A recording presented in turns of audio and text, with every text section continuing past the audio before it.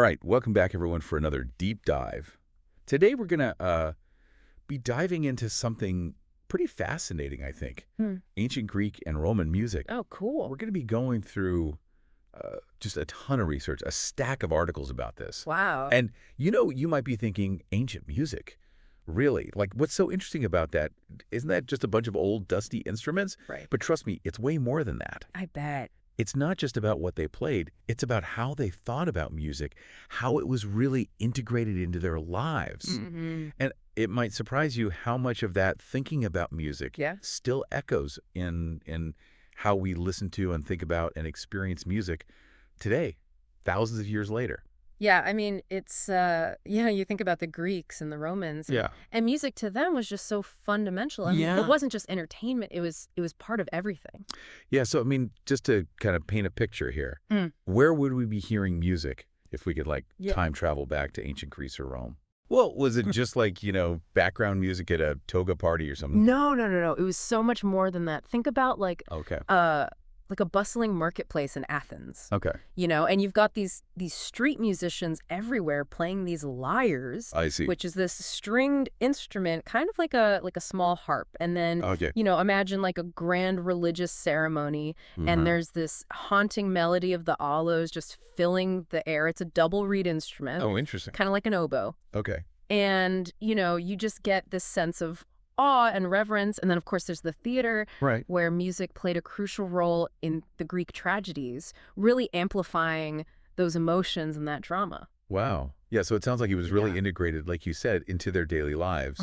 So much more than just entertainment. Absolutely. I'm really intrigued by this idea of the doctrine of ethos. Yeah, that's a cool one. The ancient Greeks believed that different musical modes could actually shape a person's character. It's almost like musical magic or something. Yeah, well, they believed that certain scales and rhythms, what they called modes, could actually evoke very specific emotions and even influence a person's moral compass. Oh, wow. So, for instance, they thought that the Dorian mode was associated with courage and strength, while the Lydian mode was believed to, induce sorrow or longing. I see. So different modes for different, purposes almost? Yeah.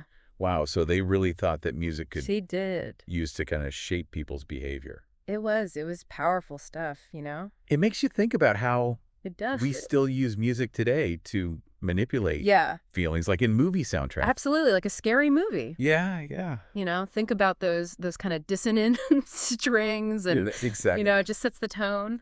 So they were kind of onto something there, but weren't some of the big thinkers of the time kind of concerned about the power of music? Yeah, I mean, Plato, for example, was pretty wary of music's potential to really sway emotions. Okay. He thought that certain modes could actually stir up passions that might lead people astray, even argued for censorship of certain types of music in his ideal republic. Wow. So they were having debates about the influence of music way back then. Yeah. It's like the same arguments we have today about music and violence and all that kind of stuff. That's right. Were there any other viewpoints besides Plato's? Oh, yeah. I mean, Aristotle, being Plato's student, he had a slightly different take. Okay. While he recognized the emotional power, he also saw music as something that could be used for education and moral development. He believed that the right kind of music could actually cultivate virtues, like courage and temperance. Okay, yeah. So like a little more balanced. Balanced approach. Yeah. Okay, so it wasn't all lyres and philosophy. Right. We got to talk about the Romans, too. Oh, yeah.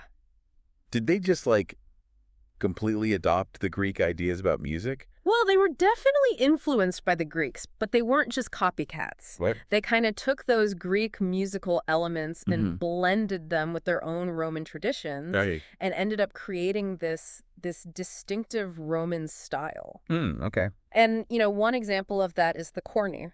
Okay. It was this long trumpet-like instrument that they used for military signals and fanfares. Oh, wow. Very Roman. Oh, yeah. And think about it, the Roman Empire was massive. Right. Their military music, with those powerful horns and driving rhythms, would have been heard from the Scottish Highlands all the way to the deserts of North Africa. That's incredible. Yeah. It's like they're spreading music through conquest. That's right. But it's also just this idea of cultural exchange, right? Absolutely. Like, this is a theme that just keeps coming up in music history. Yeah. These different cultures interacting and influencing each other. Borrowing and building. Yeah, exactly. Yeah. Okay, so we talked about the Romans, Yeah. but going back to the Greeks for a second, Okay. how did music fit into Whoa. their other art forms? It was really, really integrated. Okay. Like, imagine you're going to see a Greek tragedy. Okay? Okay. You're not just watching a play. You're immersed in this whole spectacle of music, poetry, and dance. Okay. And a big part of that was the chorus. Right. They weren't just singing and dancing. They were actually commenting on the action of the play. Oh, interesting. Adding this whole other layer of meaning to the drama.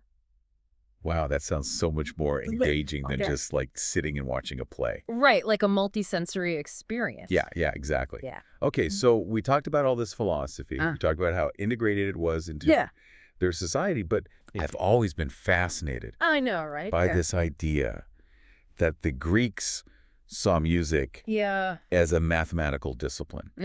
To me, music's always been about feeling and emotion, you know? Well, they believed that Yeah. that beauty and harmony in music could actually be explained through mathematical ratios and proportions. And Pythagoras, famous for his theorem about triangles, Right.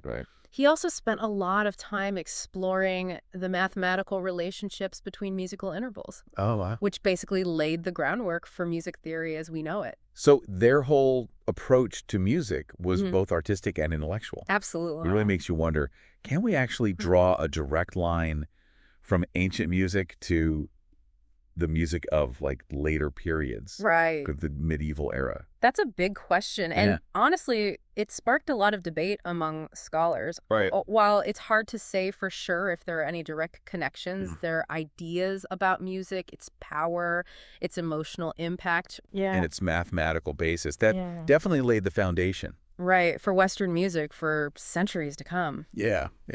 It's incredible to think about how these echoes of ancient civilizations still resonate in the music that we're listening to today. Absolutely. As we're wrapping up this deep dive, I want to leave you with one last thought. Okay.